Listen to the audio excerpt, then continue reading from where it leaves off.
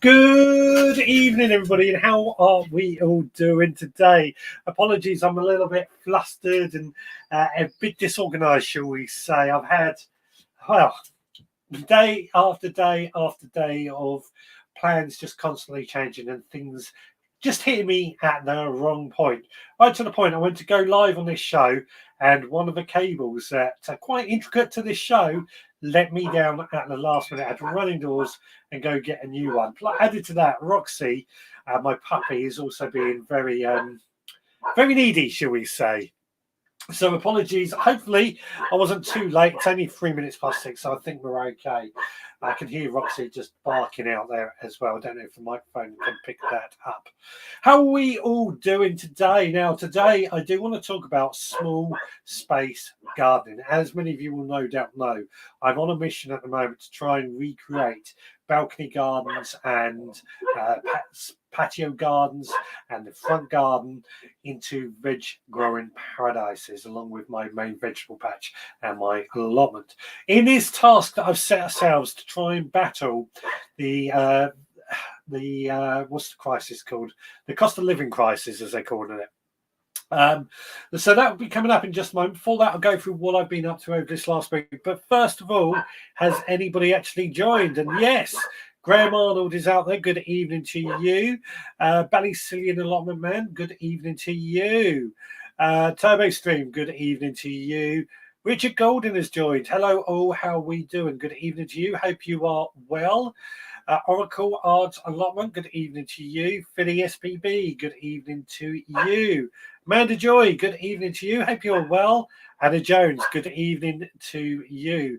Ballysilian saying you had us worried. Apologies for that. Everything just seems to be going wrong right at that last moment. So a story of my week at the moment. Hargrave Gas was weaving all, was getting worried my weekly fix wasn't available for a while. Trust me, it would take a lot for me not to appear on a Sunday night. I've been very dedicated for over 2 years. I think I've been doing this now and never let anybody down. Roxy is looking apart on the show. Let her in there. Well, the door is open for her. I can hear her growling out there, so I'm surprised she's not joining in. Gay Spratt, good evening to you. Stuart Jackson, hello all. Hope everyone is well. Good evening to you. And this is Rebecca in the Facebook group.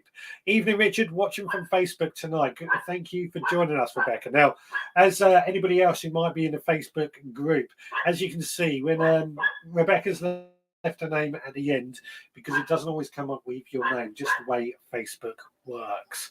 Anyway, we want to get on with what have we been up to over this last week, and it's been quite an eventful week. Unfortunately, I just quickly say the phone isn't on tonight because that's the lead that let me down. So it's the same lead I used to plug my phone in to go live. What have I been up to? Oh, and just went blank there for a second. Apologies. What have I been up to this week?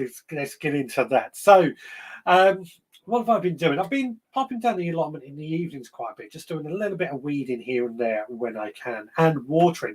It's been beautiful weather this week. A lot of sunshine, a lot of warm weather, and our plants, of course, needing a lot of water. So we've been doing that, and I'm quite grateful for that. It's actually been nice to have long, light evenings again, isn't it? I don't know if anybody else is finding that at the moment. Just going out and enjoying the garden.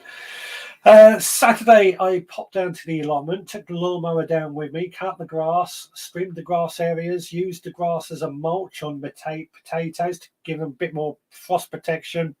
And I've been covering over my onions and other things as a mulch, as I quite often do try and use grass clippings for.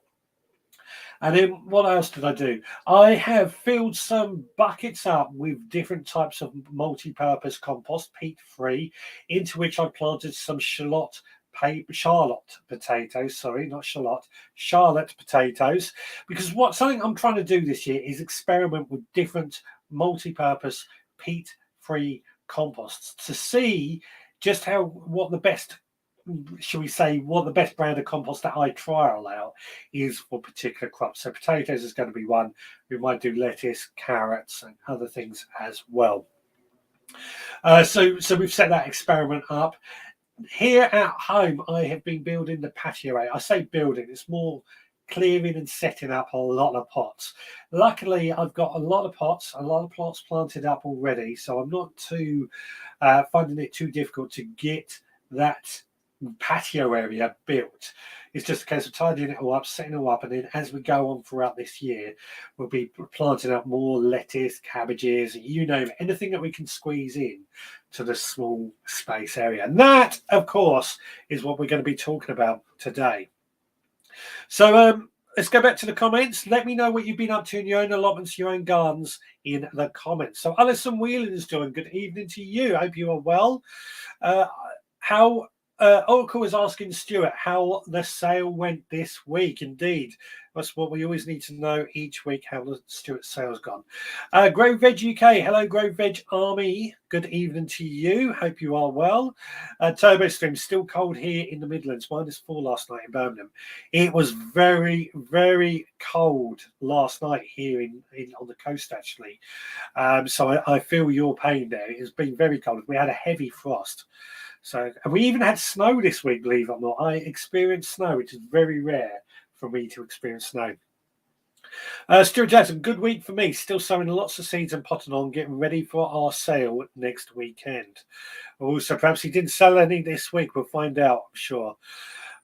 Turbo Stream, all I have done on the plot is tidy up a bit more. I think that's a common thing at the moment. Spring tidy up, as they call it. Margaret has joined. Good evening to you. Hope you are feeling well. I know you've been a bit under the weather. Hope you are well, to Margaret. Turbo Stream, I sowed some lettuce and microgreens this weekend. Excellent. Getting on with the microgreens. Pleased to hear that. And this is Claire in the Facebook group. Hey, Richard, newbie here. Should I rotate grass patches growing in my dormant veg bed or dig them out before I start? So I'm going to throw this out to everybody to answer. Should Claire rotate grass patches that are growing in her dormant veg beds or dig them out before I start? So here's my thoughts. My first thought is that this may not be your normal grass. It might be couch grass, which is really a horrible grass. And if you rotate it, it chops the roots up into tiny little pieces that then spring back and grow here, there, and everywhere. So my first thought is just to dig it out and get rid of it. Or my preferred way, which is what I do a lot with my beds, I lay down about 3 thick layers of cardboard and then cover compost over the top. This is called no-dig gardening. And then I plant into that. It seems to work quite well for me. I've got some deep beds, so I can get away with it. But that's what I would do. Well, I'll throw that out to everybody else, and I hope that helps you, Claire. Buddy Cillian, tricky weather this week at the plot. Warm and sunny during the day, but cold and frosty at night. Has spent all week potting down and taking off fleece in the polytunnels. I think that's why gardeners are so obsessed with the weather, isn't it? We're always looking at what we need to do with things like, do we need our fleece in our polytunnels? Do we need to protect our plants a bit more? Do we need to make things a little bit warmer or what have you? I'm always keeping an eye on the weather at the moment. It's just that time of year where it is so critical. Anna Jones says a frost is due next weekend in the northeast. Still haven't planted my spuds. I'm quite glad I've got my spuds in the ground, but I think if it is going to be cold, then you are right to hold off just to be on the safe side. Oracle says hi to Anna. Not just Green Fingers UK blog. Good evening from Lisa. Good evening, Lisa. It's been so cold here today in Leicester. My cold greenhouse went to -2.5 last night. It was a cold one last night. I'm granted that. It's been very, very cold these last few days. I think it's going to warm up, but we're still keeping a close eye on the weather. We are to warm up this week. There you go. Then another Arctic blast by next weekend. Something to be careful of. As like I say, keep an eye on the weather, and that's why I do not plant any by tender plants out until middle of May. Oracle is saying, no, Adrian, hope all is well with him. I haven't heard from him, so hopefully he is okay. Dig it out. It will come back stronger, Oracle is saying. I think he's saying to dig it out, otherwise it will come back stronger if you rotivate it. I could be wrong on that. That's how I'm reading it. Dad's joined. Good evening to you. Hope you're well. Kate says, I wouldn't rotivate. Can spread weeds further and hurts things like worms that are helping your soil. This is going back to Claire, who has asked this question. I agree. I do agree with that. I made a mistake when I've taken on both my allotments in the past. Or my original allotment, then the one I took on in Littlehampton. And I rotivated both of them when I first started. The original allotment wasn't too bad because we didn't get much couch grass. But the one I have down in Littlehampton, the first half, couch grass is terrible down there, and rotivating it just made it worse. When I took on the second half, I didn't rotivate it. But what I have done, actually, and this brings me up quite nicely, when I planted out my potatoes, I think it was about 2 weeks ago, the area where I planted out my potatoes had been covered with weed suppressant membrane for about a year. And when I lifted it up and even dug in to plant my potatoes, there was no couch grass roots at all. And I think that's quite an achievement. If you've got a new allotment and areas that you can't work straight away, get some of that thick black weed suppressant membrane, cover it over. You can plant plots on top so it's still in use. But for a year, it does seem to work at getting rid of couch grass from my experience. Of course, it will come back if given a half chance, so you've got to keep on top of it. No sell this week, but still taking money from the table outside on about 565 so far this spring. On another subject, did anyone else lose plants last night? I haven't lost any plants. But if anybody else has lost any plants, let us know. But fantastic. Stuart so far has raised £560 selling plants for the Brain Tumour Charity.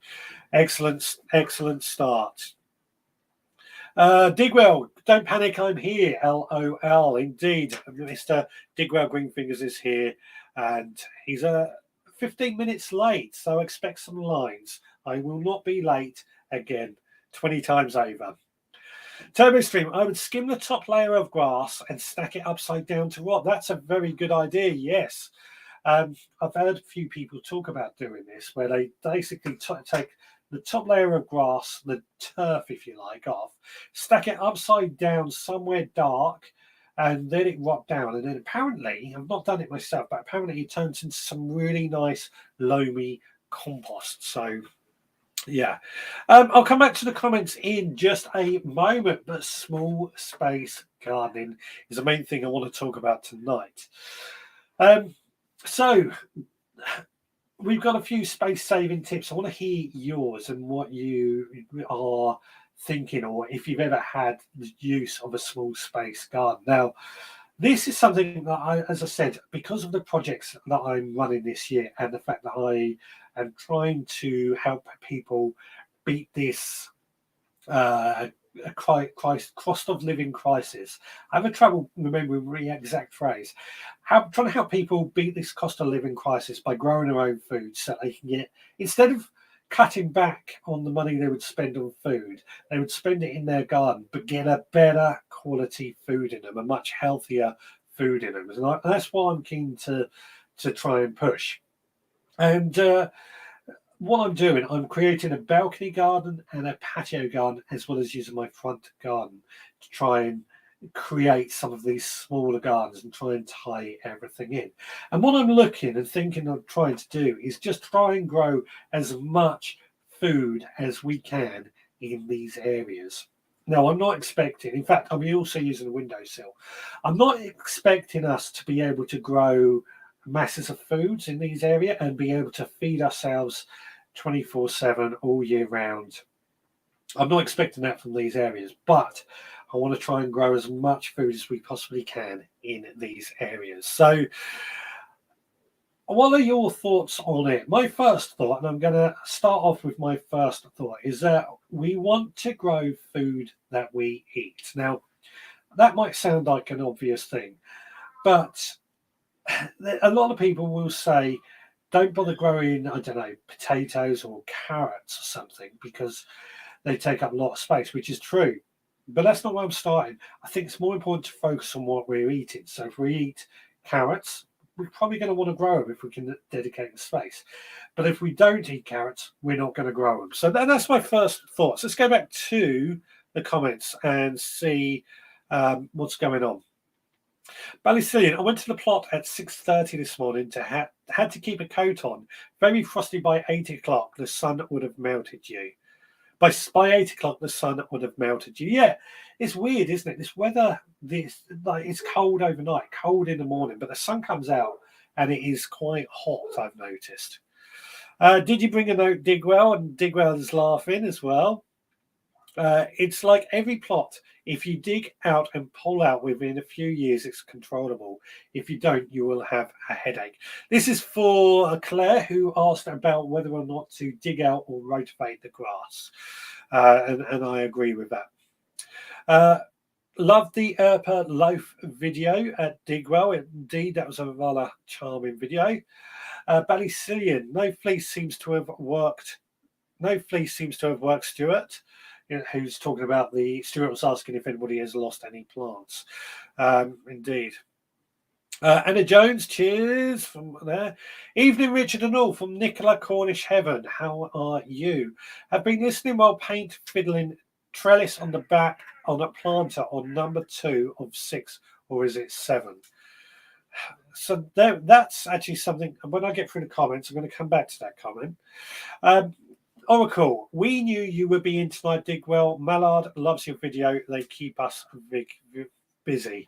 Indeed. Digwell has done makes you very hungry when watching his videos, doesn't it? The Fisherman, hello, hope you are well. The best saving is salad crops. 1 row of cut and come again will save pounds on the supermarket salads. Indeed, yeah. I mean, that's definitely something I'm looking at in these areas. It will save money. Obviously, we're talking about money saving next week, but to beat the cost of living crisis, it does all come down to money.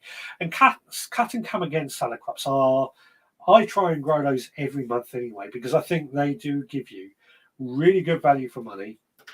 They take up that area, but you can get 3, maybe 4 harvests out of them. So you can get a good months worth of food out of that one growing area, especially if you eat a lot of salads, which my wife certainly does eat a lot of salads, and we're trying to do it more and more. So yeah, cut and come again salad crops is definitely something that I'm adding into these ideas. Turbo Stream, I'm growing a few carrots in a 10-litre bucket by the back door, plus my lettuce I hope to grow in a mushroom tray. Now, this is actually, Turbo Stream has raised a very good point here about this space-saving idea, because carrots, obviously, they're quite deep, so they're going to need, the roots obviously are quite deep on carrots, so they're going to need some depth, and 10 litres are probably going to be some quite good ones. Although you can get those shallower Chantenay carrots, which are quite nice, actually. They're smaller, which I always think the smaller stuff has a better flavour to it, or stumpier carrots, aren't they? So they don't need as much depth, but you still get some good carrots from them. But the lettuce, they don't really have deep roots at all. They're quite shallow rooted. So in a mushroom container, they probably do really well. So I like that idea. Richard Golden says, I went to my local market on Saturday and all the veg plants sold out in 20 minutes. I've never seen people go so mad about veg plants, money savers. Interesting. So there's a lot of people after veg plants at the moment. Doesn't surprise me. I think there's a lot of market for it. So this is last year I put some veg plants on Facebook Marketplace to get rid of them. I had too many, and I was amazed that people actually took them. So perhaps if you are struggling, you've got lots of plants, more than what you need, it might be worth sending a few more on. My nightmare weed was bindweed. I just kept pulling it every visit to the plot. Virtually gone in 3 years. There we go. And Adrian has joined. Good evening to you. Hope you are well. Lovely to see you. I talked about you earlier. Not just Green Fingers UK blog says homegrown salad crops taste so much better than shop bought and loads cheaper too. Yes, exactly why salad crops, especially cat and come again salad, as the fisherman said, are going to be such a key feature in this, and it's why I try and include it in the monthly supporters pack as well each month, because I do believe that these give you one of the best value for money. Yes, I know there's some people out there that may not like to eat salad, but those bags that you buy for about £1 from a supermarket, just stuffed of salad leaves and some sort of gas pot in there so they don't go off, they're expensive. They are so expensive, and you can harvest your own for a fraction of the cost. Added to that, you can harvest them when you need them, so you get literally the freshest food. You cut it, you put it on your plate, you eat it. You cannot ask for any fresher and therefore healthier, more full of nutrient crop than that. Adrian says, I was just a bit late starting the dinner cooking, indeed. Yeah, and Oracle says, hello, Adrian, we were worried, indeed. But there was a comment I wanted to come back to. Nicola Cornish Heaven, this is it. I've been listening while paint fiddling trellis on the back on planters on number 2 or number 6 or 7. Now, this is something that I'm trying to, as I understand it, using these trellises, as Nicola is saying, on the back of planters for climbing crops. And this is something that, with this space-saving idea, is where I'm also thinking of going. To me, going up makes a lot of sense. So I want to have hanging baskets of strawberries and stuff like that that take up extra room, tumbling tomatoes, take up the room above the crops. So I'm making more space by growing up. But also things like squash plants that can grow up. Courgettes are known to grow up. Pumpkins can grow up, need a bit of support. Melons can grow up. That's another way I am thinking of going with this space-saving idea. Again, if anybody got any ideas of how we can grow up, what things can grow up high and work, I think I was suggesting that growing peas in hanging baskets wouldn't work because peas need to climb for them to flower. And if they're hanging, they're not going to climb. And there are also some plants that they follow the sunlight. I think beans are one of those. They follow the sunlight, so they won't grow down the hanging basket. They will grow up, which makes it a bit pointless to grow those in hanging baskets. The salad from Aldi are 70p. I get 3 meals out of 1 bag, but 2 times 70p adds up over time.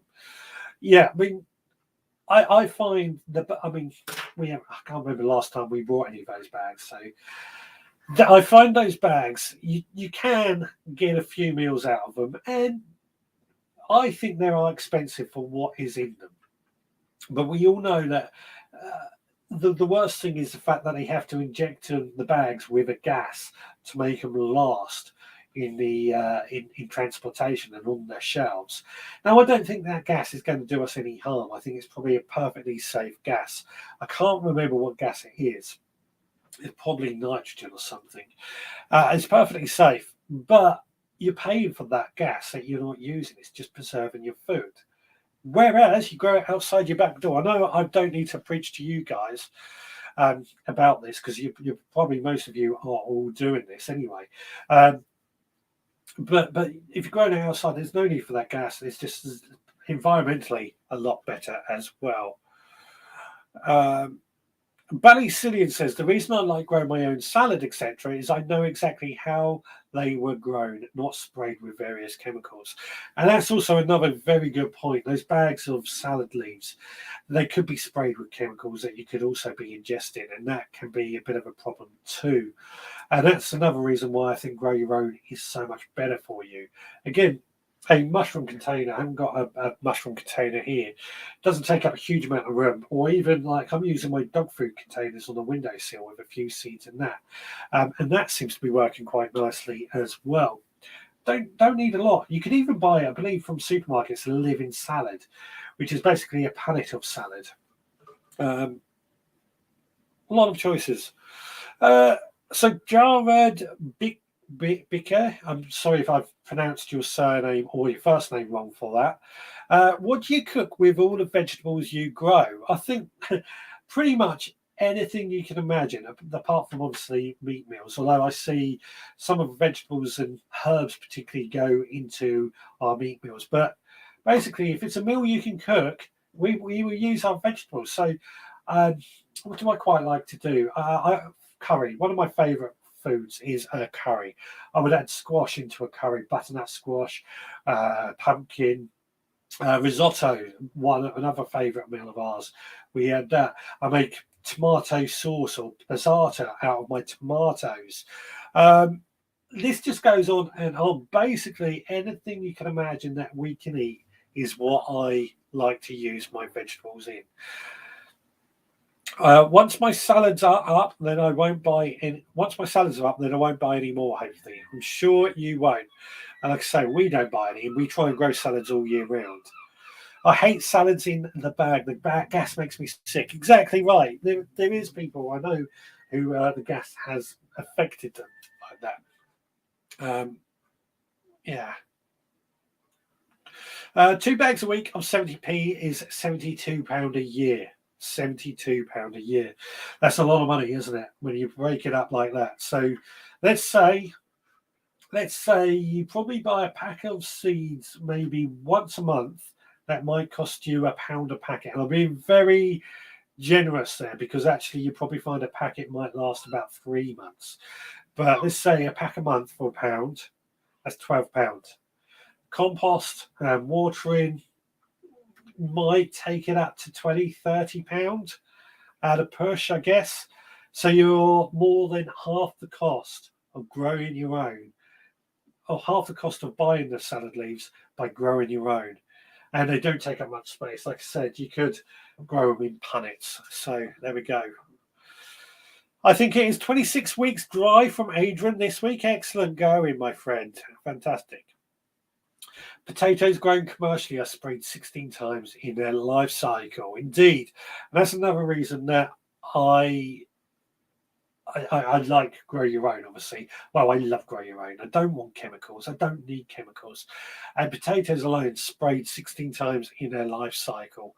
So, but potatoes, that's actually a very, very good point because I've been planting out potatoes in pots this weekend to grow at home in this patio area. And I'm looking at my big 20-litre pots. And I'm denied about whether or not growing potatoes is going to be worth it. And I've decided in the patio, I'm going to grow some potatoes. And I'm going to be growing first early potatoes and second early potatoes, mainly because they are quite expensive to buy. And I'm seeing it as a cost-saving exercise. In the balcony area, where I'm replicating a balcony, it's really difficult to do, I've got to say. I am getting my hands on a plant. Well, it's actually 2 plants. It's a tomato on the top, potato on the bottom. And it's a tomato and potato plant that have been grafted together to produce this one plant. The idea here being that I can then get tomatoes on the top. I can harvest my tomatoes and potatoes on the bottom, all from one plant. I think you can also do it with aubergine and potatoes as well. It's called what's it called? Egg and chip plants and the tomato. Oh, I can't remember what the other one is called. Bit of fun. I don't know how they're going to quite work out because I've never tried them before. I always remember my granddad saying they tried them during the war and they didn't really produce that well. But I think it's time to have a look and give it a try myself. 27 weeks next week, mate. And how's the wife? Jared says the best garden is one that you don't spend 1 cent on. That's what nature intended, to be totally renewable and free. I do agree. I do agree that you shouldn't spend any money on your garden at all. Or let me rephrase that. I believe, and I said this in the podcast, that when we spend money, we want to spend money correctly. Now, we can produce our own compost, of course, and we can produce a really good compost, but I can never produce enough compost. So I would sooner, if I have to buy compost in, spend a little bit more and get more for my money or get better results than buying the cheapest compost going and not get poor results. As many of you will know, last year I bought this compost from a supermarket and nothing grew in it. So I'm not buying that again. So while I agree, try not to spend money on your garden if you can, especially at the moment with this cost of living crisis, I think it's also important to spend money where it needs to be spent. Richard Vibes of Bold Explorers joined. Good evening to you. Hope you are well. We're kind of thinking about your garden at the moment as well, Richard. I've got to tell you. Nicholas says the last spray of potatoes is 2 days before they harvest, which is a chemical to kill leaves. Some of that must travel to the tubers. I reckon it must, because they are living things. They must absorb some of that chemicals. I agree. Oracle says to Vobes, I love the Belfast sink. Indeed, I enjoyed watching that. Nicholas says, if you had some pigs, you could feed the tops to them. I think that's at the potatoes. Feed the tops to pigs.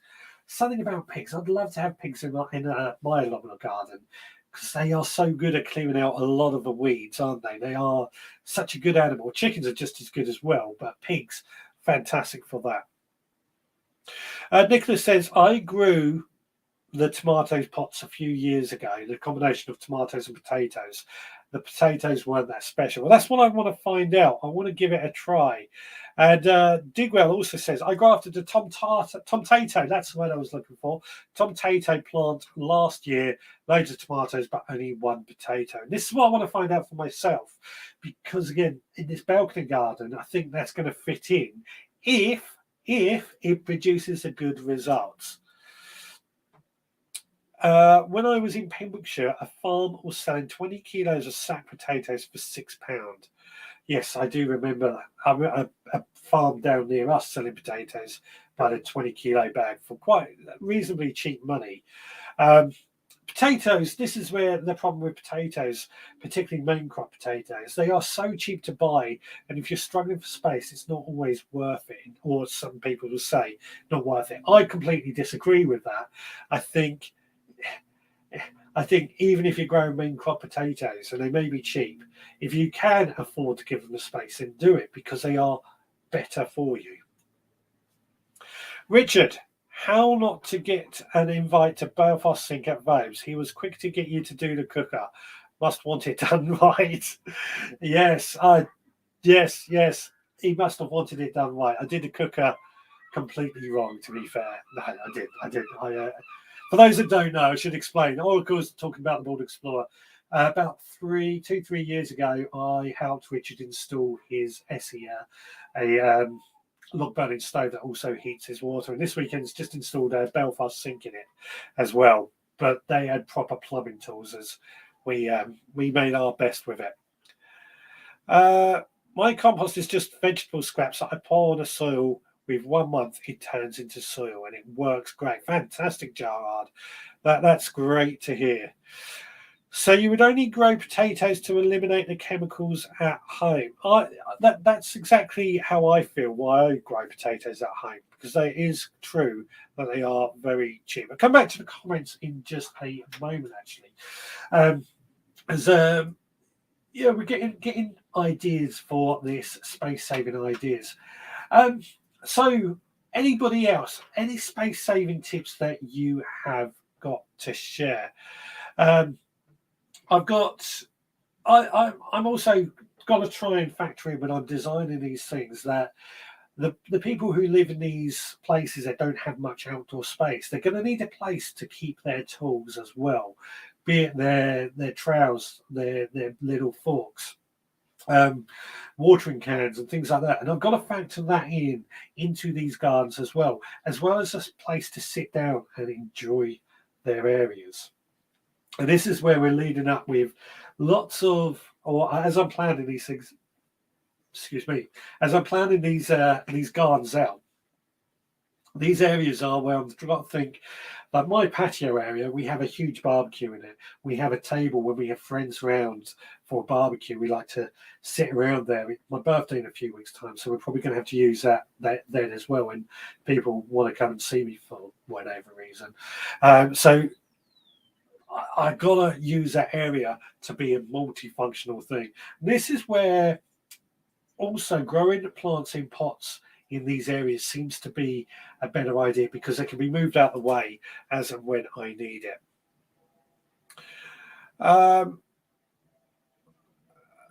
Nicola is saying he's getting 2 coon pigs for her farm is down in Cornwall, which I'm hoping to come down and visit one day. I cut my sweet potatoes in half after watching Digwell video. Yes, that's actually a very good tip, actually, for money saving. We'll save that for next week. I did that. Richard says you did a brilliant job with ESC. I know I did a brilliant job. I know I did. It was great. It was a great job, a great experience. It's the way everything was positioned made it a little bit tricky. Like gone completely off subject. So where the chimney was and where the pipes was about 4 foot away from each other, and the water tank was on opposite sides of the room. So we had to have these pipes running along the wall before they could go up, which I didn't like the look of, but there was no other way around it. Digwell, we did companion planting last week with bush beans, celery, corn, garlic, onions, and peas. Can all share the main crop, potatoes. There you go. Companion plant. That's a very good tip, actually, Digwell. Companion planting. Didn't think of that. Companion planting, growing plants in the same bed in order to save space as well. That's a very, very good point. I love it when somebody just makes these points available to me. Growing herbs in pots like oregano, coriander, and sage and mint. Yeah, absolutely. Absolutely. Herbs, for me, everybody who grows their own should grow herbs. And I always say, if you have got very little space, grow herbs because herbs can be used in every meal. And they're expensive to buy. Ballycillian, the best thing about potatoes, they can be grown in buckets in an area where nothing else grows, like at the end of a path, etc. Indeed, yeah, that is exactly what I like about potatoes, being able to grow them in different areas where nothing else grows. Towers for herbs or strawberries, or guttering for plants? Guttering, good idea, yes. Towers, yes, didn't think of those. Good thinking, actually. Yes, I'm going to.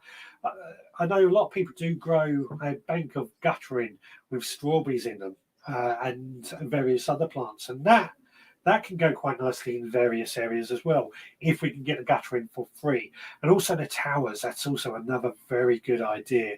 I have got a herb tower somewhere. So for those that don't know, towers, you basically get a cylindrical pot, drills holes in the side at various points and plant it into that, so you get a huge bush full of what do you call it, different plants.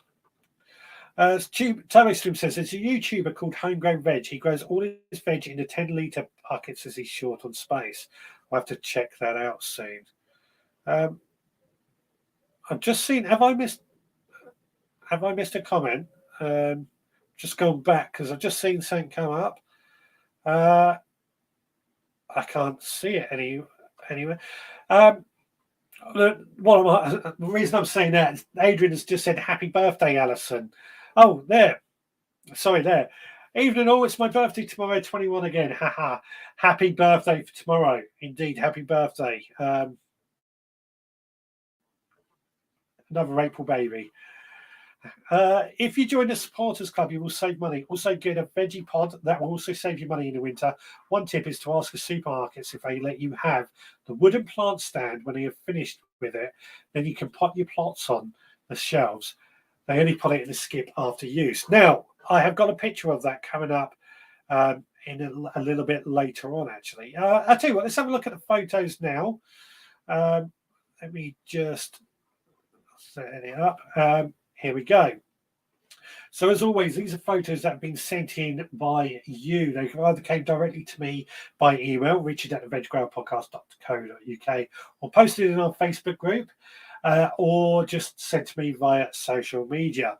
Now, Kate has been sowing wildflower seeds. As you can see, here are the seeds. And this is what she'd been sowing them in. There was an old, rusty, abandoned wheelbarrow on her plot. She's drilled a few holes in the bottom, filled with compost, and sown the wild seeds in that. I love this idea. I absolutely love this idea. She's also been saving eggshells that she's crushed, dried out in the ovens, crushed up and turned into this powder as a way of adding extra calcium to the soil, slug and snail deterrent, something that we talked about a lot last week. And she also shared this space-saving idea, and that is to have one of these small plastic greenhouses inside. That way, she can get on with sowing her plants and pricking them out without the cat knocking them over and keeping them nice and secure. TurboStream's first harvest of the year, rhubarb. Rhubarb is coming in thick and fast at the moment, isn't it? It was certainly starting to come in, and a few leeks as well. Look delicious. Rhubarb and leek, I'm not sure what you can make with that, but I'm sure there's something out there you could do. Now, this is Stuart's space-saving idea, these wooden shelves. Great place for storing plants on pots. They're pretty good outside. They will probably last at least a season, but maybe even longer. He's also shared this idea. He places his seeds on top of his boiler, obviously not blocking the flue. Let's say that, do not block the flue, but using the heat from the boiler to get his seeds well underway. He's also been potting on his aubergine seeds. They look fantastic, absolutely fantastic, and seem to be growing very well.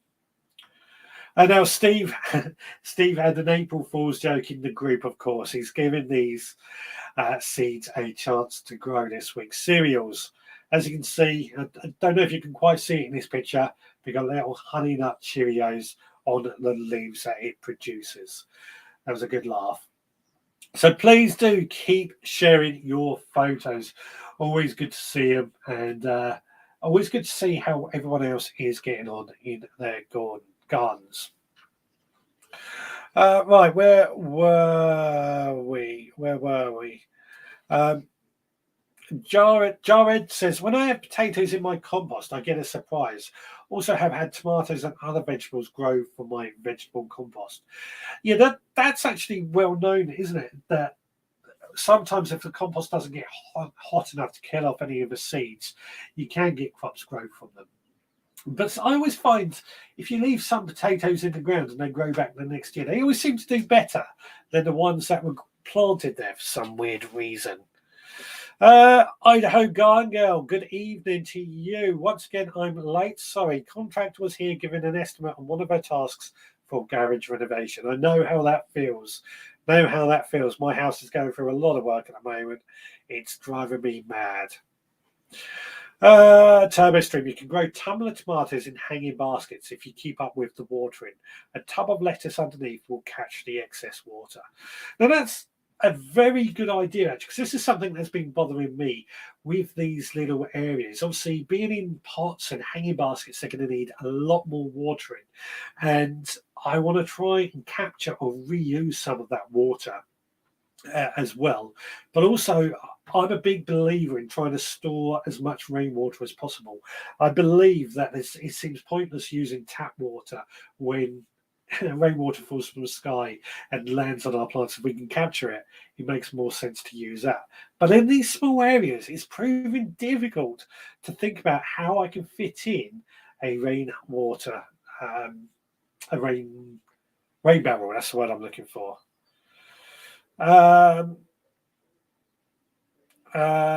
Digwell says, Tumbler is my favourite hanging basket tomato, much better than Tumbling Tom. I'm actually trying to grow a variety of tomato called Mini Bell as well, which is a tiny little tomato. It should be anyway, and it should turn out to be easy to grow in a pot. Violet says, too many courgettes. Make courgette and ginger jam. You will not be sorry. We all know that everybody ends up with too many courgettes. They're one of those plants that just keep on giving. Which brings us nicely onto another thing that I was thinking about when it comes to choosing what crops we're going to grow in these small gardens. Now, courgettes, I reckon 2 plants of those in a small patio would give us more than enough courgettes to last a season. And as long as they're well watered, they should turn out to be some really good crops as well. The difficulty, of course, is making sure they are well watered and fed enough. I'm also thinking things like beetroots. You can harvest the beetroot leaves as well as the beetroot itself. So you get two crops from one. Anybody got any thoughts on things like that? How we can get the most out of a single crop? Cheerio did well. He must be a fool indeed. I keep some chitin seeds on top of my tropical fish aquarium, nice and warm. So again, this is using those heating appliances that are already creating heat to start off instead of heated propagators. I'm a big fan of heated propagators, don't get me wrong, but yeah. Squash or pumpkins can be grown in top of a compost bin. Never done it myself though. That is actually something I do a lot. It's particularly on my allotment. I always try and grow pumpkins inside my compost bin or inside my compost area anyway. And the reason I do that, one, it uses up that space that is just full of composting while it rots down. Two, it encourages me to water the heap more often so I get a better compost. Three, the pumpkins seem to really enjoy growing there. They find all the nutrients in that compost. They love the heat that comes from it. And I think it just works really well for everybody to do that. So win-win-win. So he just joined after picking the lemons and the oranges, now in the bar with a glass of red wine from Ian Beddoes. Ian Beddoes, I believe, is in Malio at the moment. Is it Malio? No.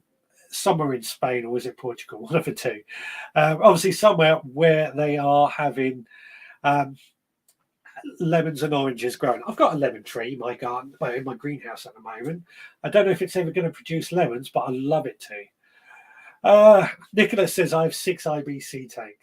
An IBC tank holds 1,000 litres of water. That would take up, they're about a metre cube, sorry.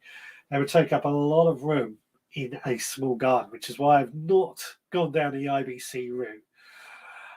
I've grown Mini Bell. It's a good tomato. Excellent. That's what I like to say. Turbo Stream says he's staying away from courgettes until after last year. Too many courgettes is my guess. I love growing Mini Bell last year. Lovely little tomato from Rebecca. Fantastic. Yes. I can't remember if I've ever grown Mini Bell before, but I'm hoping it's just going to be small enough. What I really want to try with it is to grow it on the windowsill and see if that really works. Stuart says you can eat the carrot tops. Can you eat the carrot foliage? I never knew that. That's something new to me. Yeah. Courgettes, you can dry in the oven, thin slices, and use flour. Blend them in your blender. Can be replaced 1/3 of wheat flour in recipes. Oh, there you go. That is a good idea to make your flour last a little bit longer. You can multi-sow things like onions and beetroots. I tried it last year and it worked. So explain to me this multi-sown method. I've heard a lot about it, but I've never quite looked into it enough to get my head around it. Replant things like celery tops and they will grow, but this is more of a money saving thing. Indeed it is. I'll save it for next week and tell me more about it. Good evening, Richard, from Ernie, from Burton Bradstock on the Dorset coast. How lovely. I have 3 small lemon plants, all have lemons on them from last year, up against the south wall. Just goes to show it is possible to grow lemons in the UK. Not too many courgettes, but cross-pollination poison myself. Oh, that was true. There was a lot of that last year. I've heard a lot about that. It's very, very... was it bad seeds as well caused a lot of the poisonous courgettes? You can turn carrot tops into pesto. Now, I never knew that. That's certainly something I'm going to have to try. I never thought to try and eat carrot tops. But again, I guess it makes sense because they're related to parsley, if I remember correctly. So I'll be certainly trying to eat carrot tops this year and see how they taste. Again, 2 crops from one. That's what I want to know. 2 crops from one. That's a great idea for saving these space in these small areas. So, yeah, I think this is getting my brain really thinking a lot about how I can make these small areas work and work well. The balcony is really going to be difficult, really difficult, because I want to cram as much as I can in there. And I'm worried that light is going to be blocked out or things are going to fight against each other. But it's got to be tested, it's got to be done. And added to that, what I'm thinking with regards to light is behind what I'm thinking with the balcony area. I've got a space just outside this shed that I'm calling the balcony area. It's quite small, and I'm only growing everything in that area. In fact, I'm trying to do it that I only work on that area within the confines of that area.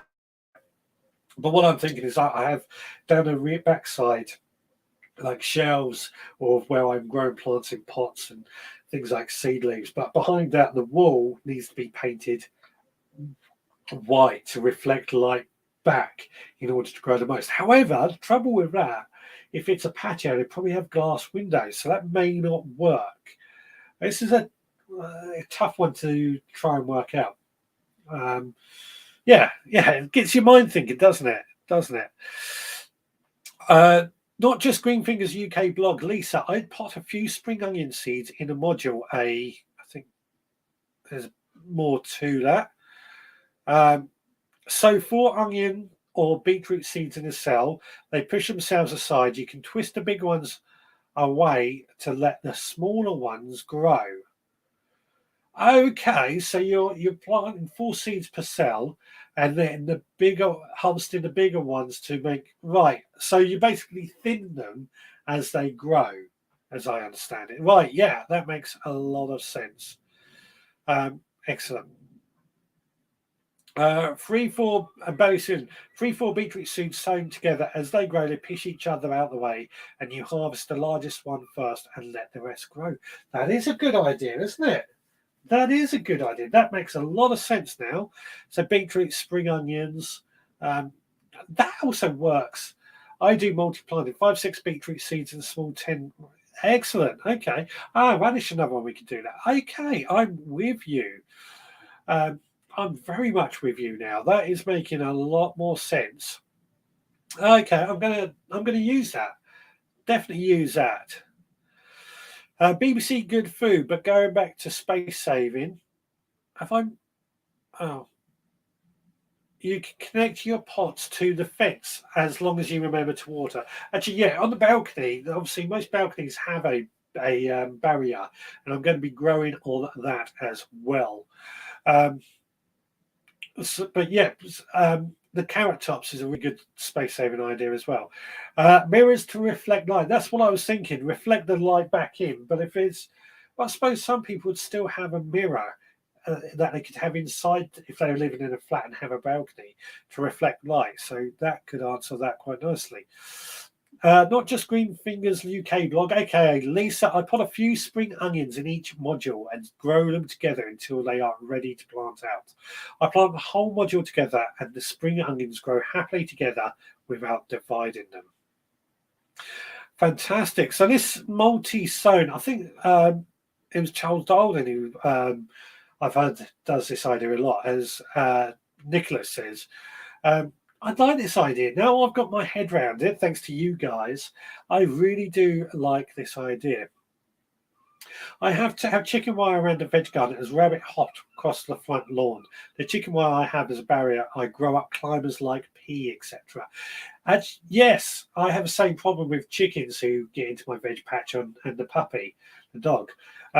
So I'm blocking off with that. That's in the veg patch, not so much the tight areas, but again, growing up likes it. Would potting PVC pipe in a pot and potting it up against the wall with holes going in be good to grow vertically? Maybe strawberries, tomatoes, or herbs. This was somebody mentioned earlier about a tower, and this is basically it. Yeah, PVC pipe, some thick PVC pipe, grow strawberries up in a big area.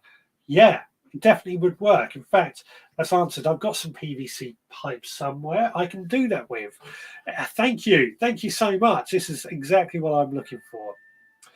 Someone I'm going to have to make a video. I'm lost. I will try and make a video on this once I get my head around it. But I think if you go check out Charles Dowding, it'll be there. Or somebody might make a video about it for this live show to show up as well. Carrot's a member of a nightshade family, but so the leaves contain alkaloids, but only in very small quantities and are considered safe. But as with anything, you are okay with them.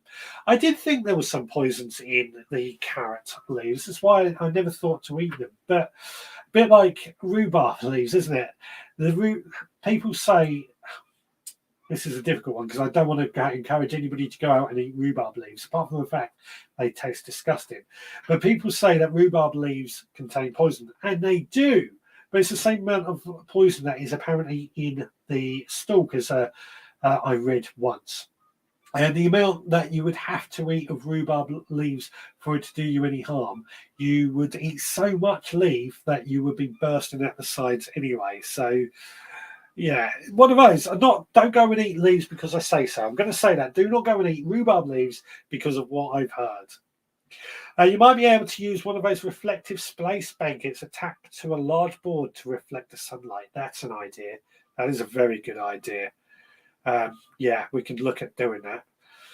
You can do the Three Sisters method to save space. That's another one. I mean, that's going to be on the allotment, I would imagine. Not so much in maybe in a patio area, but sweet corn are quite big plants. So I was trying to avoid the big plants in and they need strawberry also needs to be grown in the blocks. So I was in these areas that I'm saving space.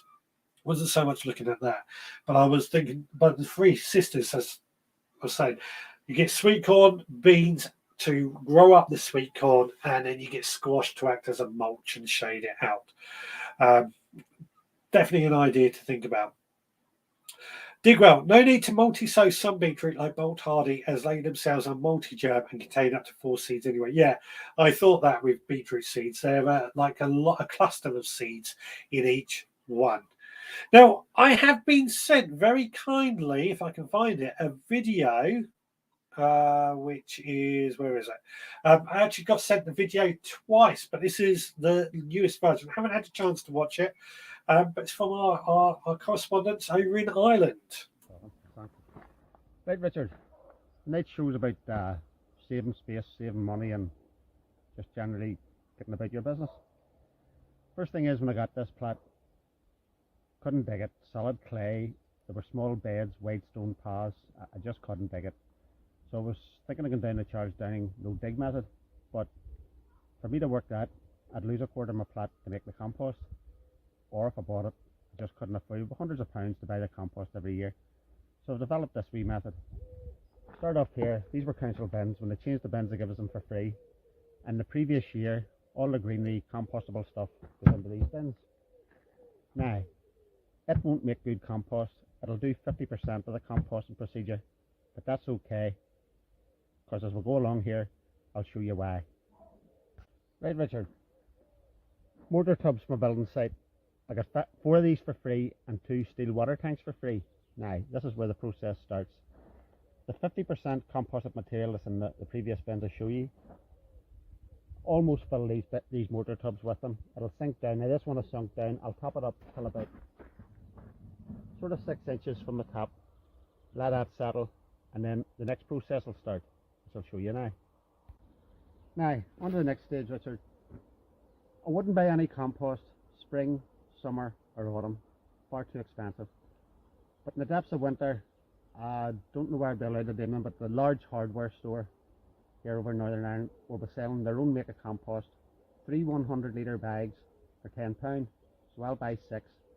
£20, that's all the compost I'll buy for the whole growing area of my flat through the whole year.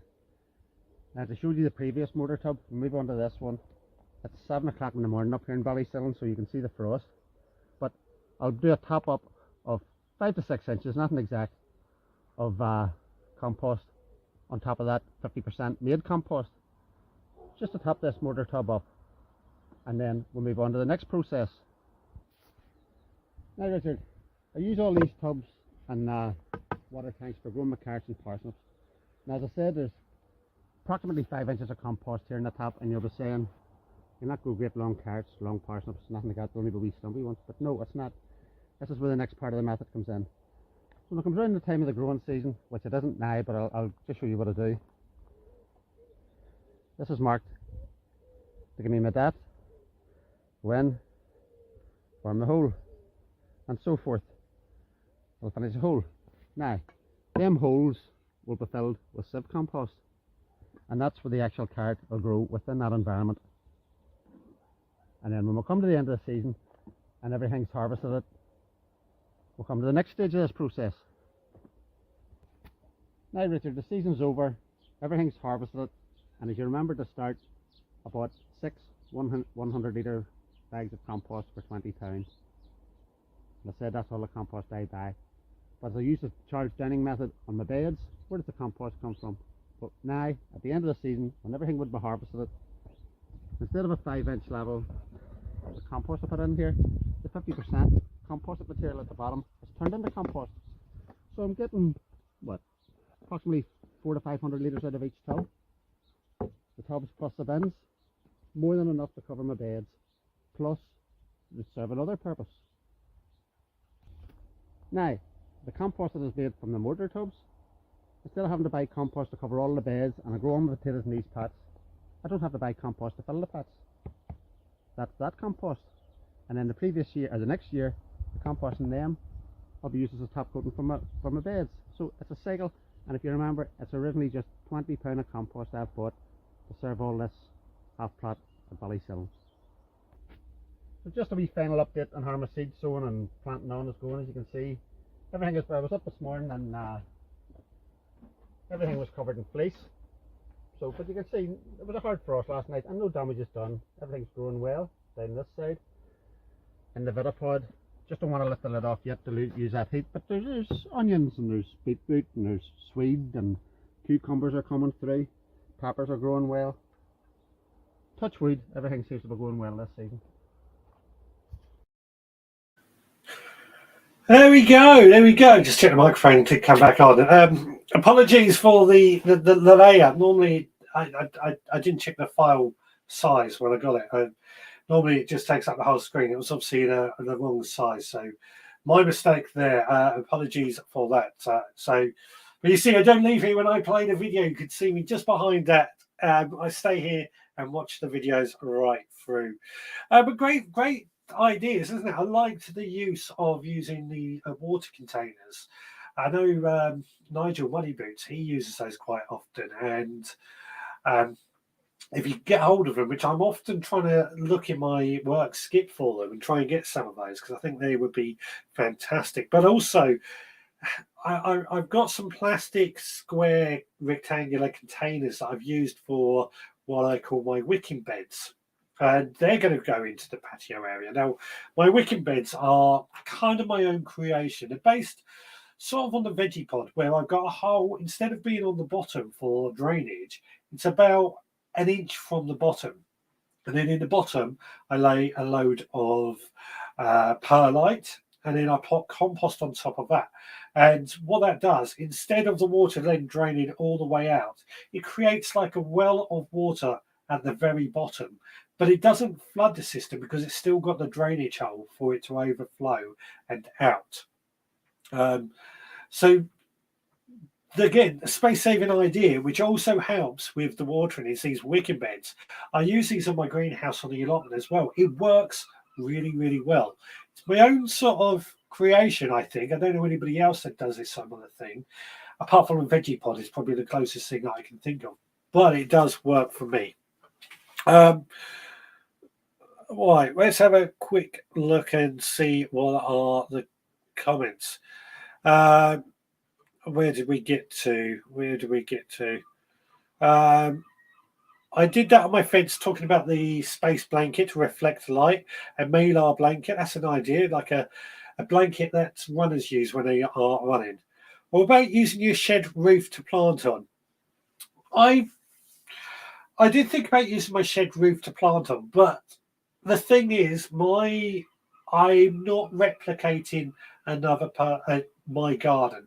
I'm trying to replicate a balcony garden, which is where the shed is, and the patio garden and the front garden, using that to grow as much food as we can.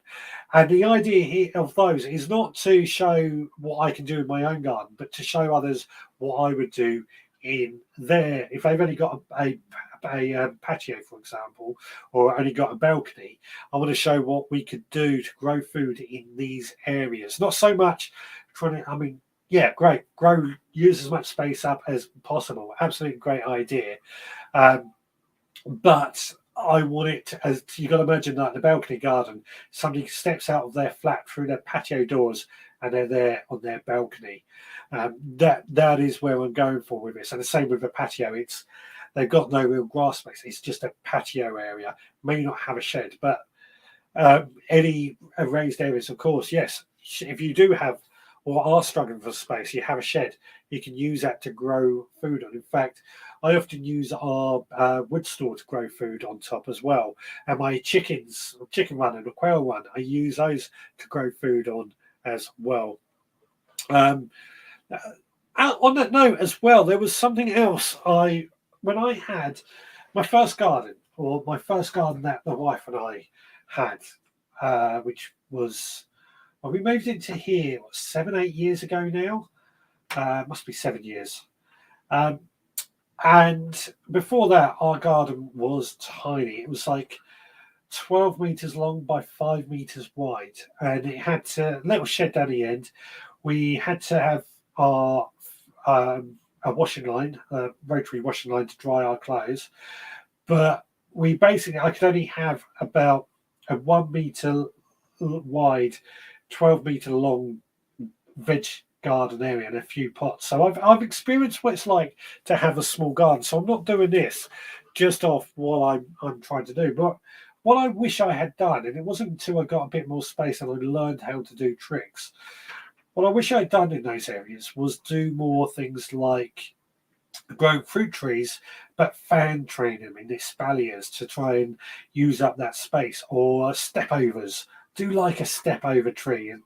And when I created a step over, which I did create out my old allotment, what I did, I got one of those cheap, about £5 at the time, bare rooted fruit trees from the supermarket that was selling them at the time, Wilkinson's, Tesco's. I planted that, and then I just took the stem and very, very carefully just bent it over so it was at a right angle, only about that far off the floor, but at a complete right angle, so it grew that way. And that just meant I could step over the tree. It worked actually really well, and it was a good space-saving idea in an allotment or somewhere where you could corner off ideas like that. It also, I thought, looked quite attractive. Didn't really need much more work in terms of usual care. Pruning was a particularly thing that did need a lot of time with it, doing this step over apple trees or fruit trees.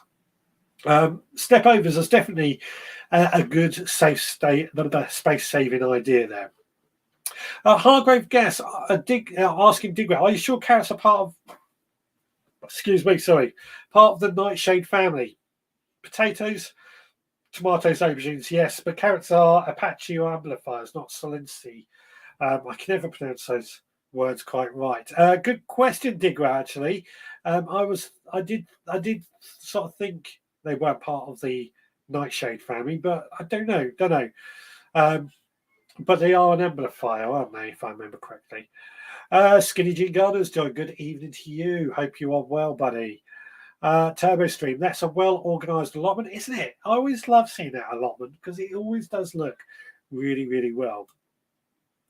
Anna Jones, growing a few veg in a flower border can save space. Swiss chard, herbs, aubergines, cardoons, etc. all look good in a border. I've got to say, yeah, cardoons and what's the other one I'm thinking of? Globe artichokes. I think they look stunning. Globe artichokes are big plants, though. Big plants. But yes, you get food from them, although not a huge amount of food. I mean, we haven't found a way that we like eating the globe artichokes, but they do look stunning. They are a very architectural plant. And I do love the look of them. But yes, Swiss chard. Actually, we've still got some Swiss chard, especially the different colour when you get the red, the yellow, and the greens. They look stunning. Herbs, absolutely. Herbs, I feel, should go into any small garden anyway. That Turbo Stream says that's what I want to do, Anna. Called a potager, I think it is called a potager indeed. It's a style of gardening that incorporates architectural plants with the veg garden. I like them and I think they look fantastic, but don't think I could ever achieve that look because I'm too. To be honest, I'm too messy. I'm just too messy for that sort of thing. I'm much more of um, an allotment gardener, I think is the phrase I would use. Graham Arnold, I've put 2 apple trees and 1 pear tree grown as an espalier instead of a fence between mine and my neighbour's garden. Fantastic, yes. Like I say, I do like an espalier garden or espalier trees. No, it's hang on, espalier the fan trade or they're the single columnar. The single columnar. When I was at Westing Gardens, I see a great example of these, where they basically they prune these trees. They got them in really quite packed spaces. They're only about I don't know 20 centimeters apart, I guess, maybe 30 centimeters apart. These trees, and they're full size. They're 6 foot tall, but they're pruned to be only about that thick. 10 centimeters thick. So they cram a lot in that small space. They look really quite stunning. I should have dug out the photo to show you. They look stunning and they produce fruit. So good idea. Also, on the note of fruit trees, as many of you will know on our the podcast, and I did a video about the patio fruit trees that I've bought. This is a plum. I've just put in a pot specifically designed or got the rootstock to grow in a pot, so they don't take up a huge amount of space. That is definitely going in the patio area, and we can have several of these trees, maybe apples and pears. They're not cheap to buy at the moment, but they're definitely a space-saving idea of something we can do on the patio. Digger says, my mistake, but they share the same alkaloids. And those are the 2 words. I'm not going to pronounce them today. Yeah. Talking of chard from Turbo Stream, I can't seem to get hold of any seeds this year. Not noticed any packets in the shops I have visited. I'm trying to think. I've seen Swiss chard out and about. I don't think there's been any problem with them. I'm just trying to think. Did I send them out in April's gift set? I can't remember. I remember looking at them, but I don't think I did them. If you're still struggling, drop me an email and I'll see what I can do, Turbo. Ballycillion, allotment man. I grew carrots as microgreens over winter in a polytunnel for green tops. I'm going to have to try this idea now. I'm going to really try this. This will go really well in the windowsill garden. I'm liking it. I'm liking it a lot. I bought 8 of the patio trees from Lidl 2 years ago. They were £9 each, which I thought was cheap. Yeah, I heard Lidl were doing these quite recently, but when I went down to find them, they weren't there. Was it Lidl or Aldi? One of the two. I mean, really annoying because I would have got them, and I really do love the idea of patio trees. Instead, I went to Wilko's and I got one for £7, I think my plum tree was. I've got a couple of trees still in pots that we had at our wedding as well. They're going to go in the front garden. I haven't really discussed the front garden much, have I? Let's just go through this comment and then I'll come back and talk about my front garden. Just a thought, another small garden tip. In Jeff Hamilton's kitchen garden program, he always said to have veg plants growing on in modules ready to plant out as soon as you pull another plant up and have the space, i.e. you pull a lettuce up, you have another plant ready to go in the space straight away. I think that is a good idea. Always have plants ready to occupy the space so that you never have a bare lawn. I think that also goes, or bare patch of ground, I should say. I think that also helps keeps the weeding control as well. There is a method of gardening called square foot gardening, which I have attempted to do a couple of times, but I struggled with it. In all honesty, what I found is that you have to be really, really well organised in order to do square foot gardening, to the point that you are planning things out to like the minute, and it just didn't work for me. I was not that organised for it, so I gave up a square foot garden. But I do know somebody else who is also particularly good at organising. Is really enjoys doing it. He usually watches actually, but he had to. He tried square foot gardening and couldn't do it either. Morrison's did some patio trees last year for fiver. I'll keep my eye out on Morrison's. I know they did the bare rooted ones, but the bare rooted ones aren't the ones that I'm after. I had some old chard seed, but the first sowing hasn't came up. And we sowed again this week, fingers crossed. Let me know if you do struggle with the seed. So, the front garden. Now, the front garden has been an area that I've always wanted to grow more food in, and Amanda and I have discussed it at great length. Now, we have in this household 3 vehicles now. 2 of which are always in our front garden, and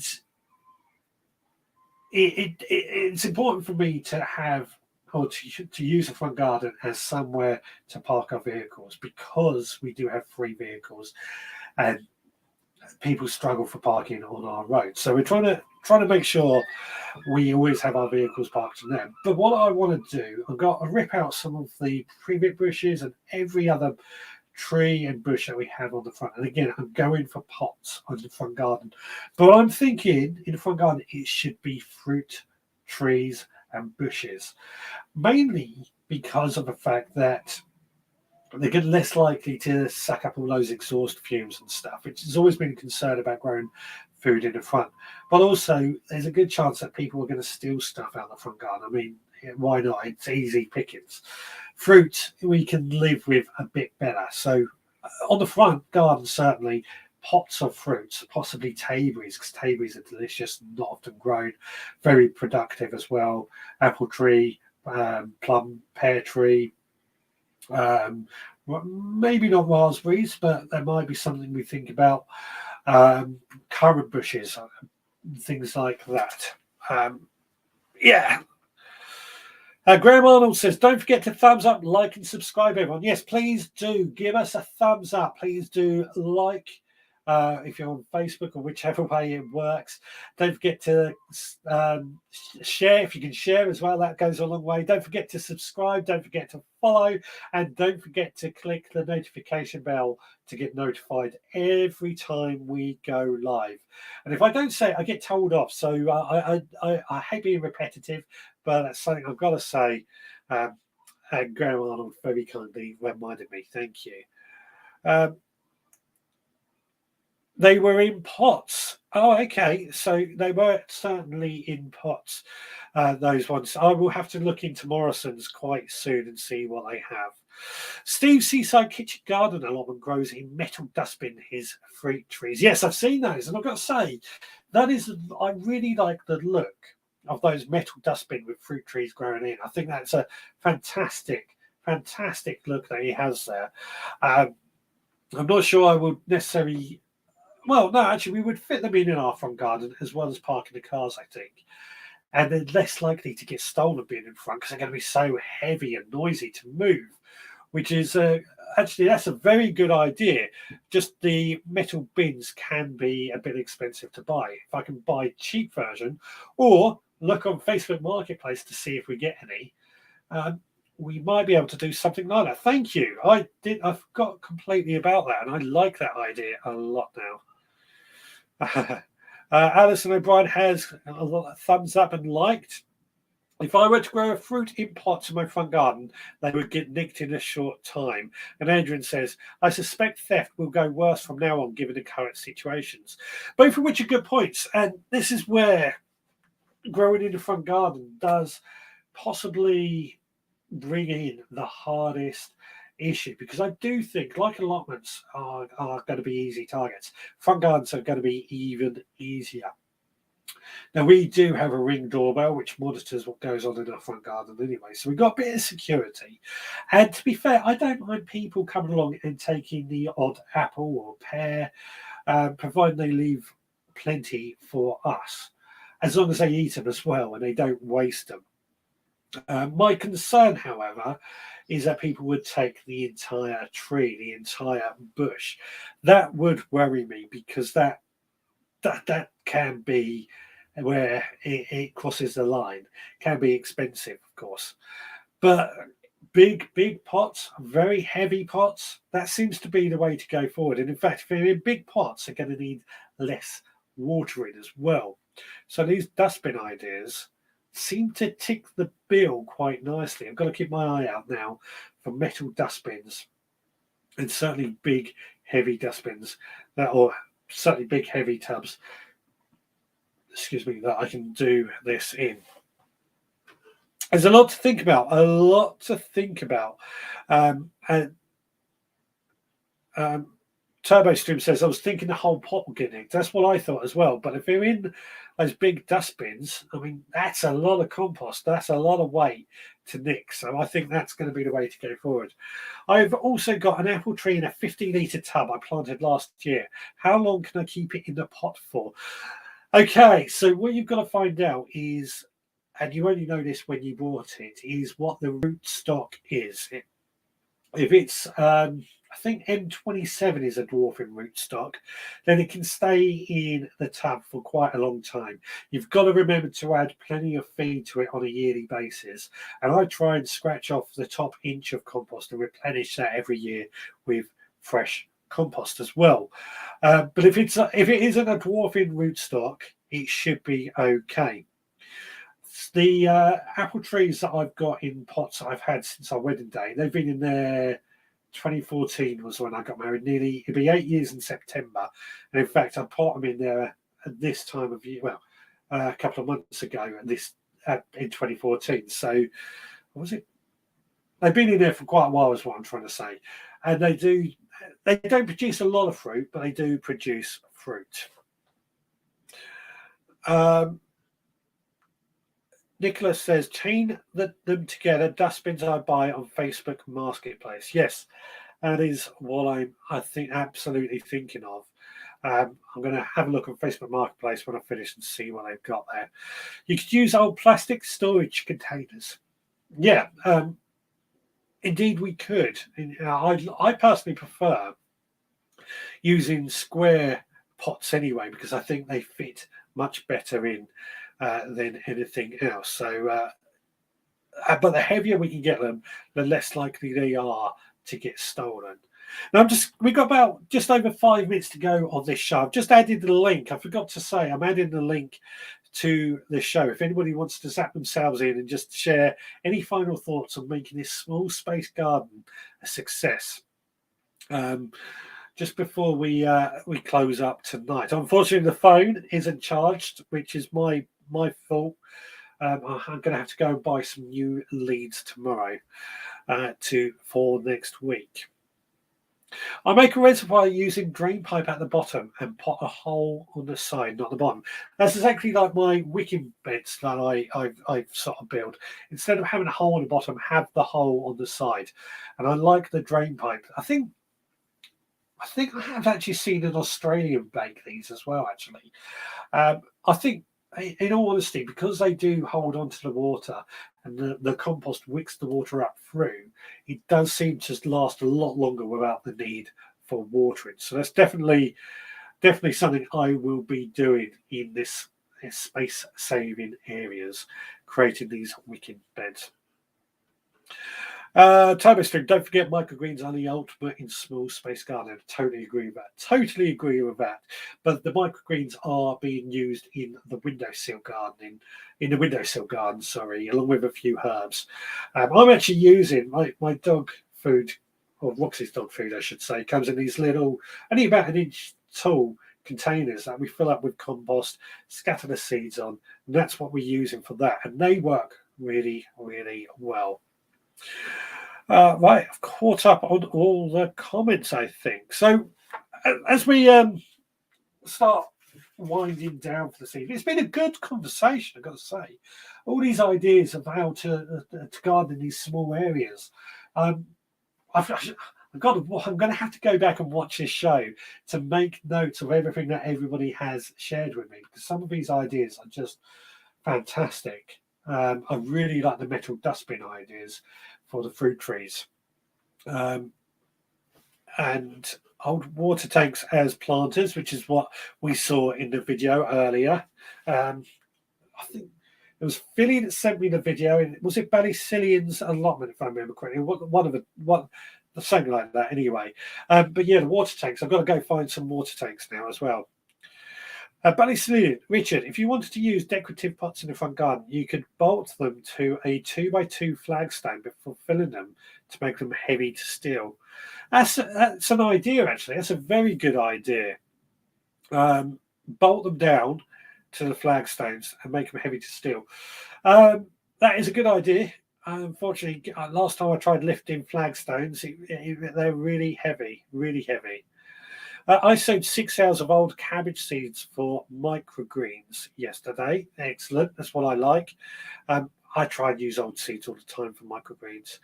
You can use anything to plant in. At school, we have used old drums this year, and we are using shopping trolleys and shopping baskets, both metal, so we can grow 360. Like that idea as well. I like the wheelbarrow that Kate shared a photo of as well. In fact, that's reminded me of a lot of ideas. This has really got my creative juices flowing tonight, I'm going to say. Thank you for your creative ideas. I have a backyard full of pots and a raised bed at the side of the drive. I also use old, large supermarket bags for potatoes. That's a good idea. In fact, I know people that use old compost bags to grow potatoes in as well. Yeah, and that's something to think about. Yes, Ballycillian. I thought it was Ballycillian. Sorry, I sometimes get confused going on these live shows. I've got so much going on, as you can imagine. Can we have a longer chat in future? There's more going on in the summer. I don't know how much longer we can go on for. I mean, an hour and a half. Adrian says I meant on here. Yeah, an hour and a half on a Sunday night. The reason maybe when Roxy is a bit older and doesn't need so much time, we might be able to. But obviously, hour and a half is the absolute limit I can do at the moment because I've got things to do as well. Yeah, I would love to do this show. Perhaps we go to doing another show during a week or something. That might be a way to go about it. I don't know. Another great evening. Thank you from Not Just Green Fingers UK blog. Indeed, it is actually just coming up to 7:30. So yes, it's been a fantastic evening. A lot to talk about, a lot of creative ideas, and a lot of things that have really, really floated my boat. Nobody sent a video that I forgot to show, have they? I've just thought of that. Yeah, Ballycillian says we can fill 1.5 hours, no silent moments. No, I hate silence on these live shows, so we certainly do fill these hour and a half. I've got to say, yeah. Plastic bins are fairly cheap, plain black. I paid £13 for one this weekend for my potatoes. Used old fire bin last year, but I think it retained too much heat in the sun and dried out. Yeah, they are quite cheap. Obviously, I'm trying to make it as cheap as we possibly can. So, £13. £13 to those who are on the breadline is a lot of money. So we've got to try and find ways of making it as cheap as we can. I do enjoy these sessions. Thanks, everyone. I genuinely look forward to it every week. Have a good week. Happy growing. Thank you so much. We're showing the shopping trolley photos. I'm very lucky to have the company who repairs them in our village, so I've donated to them. Thanks, everyone, for tonight. Indeed, thank you. Good idea, Richard. Have a good week, everyone. I'll see you all next week. Talking of next week, before I wrap up, money saving ideas, how you can save money in the garden. I want ideas, photos, videos, just thoughts. We'll get that ready for next week. Anyway, I've taken up enough of your time. There's so much to talk about. I know I've really enjoyed this conversation because it's been so good to get so much great feedback. We'll be back again next Sunday, 6 p.m. as always. You've got the podcast coming out this week as well. Supporters Club will get their podcasting a bit later on as well. I think hopefully I can get a video out as well. I've got so much on at the moment. It's a struggle to find time for it all. But you know what? I absolutely love doing it. Anyway, I'm rubbing on. You guys, you take care. We'll be back again next time. Like I say, Sunday at 6. Excuse me. Until then, please. Oh no, I'll save that for next week. Until then, please take care. I haven't set myself up. Here we go. That's what I needed. That's what I needed. You take care. See you again next time.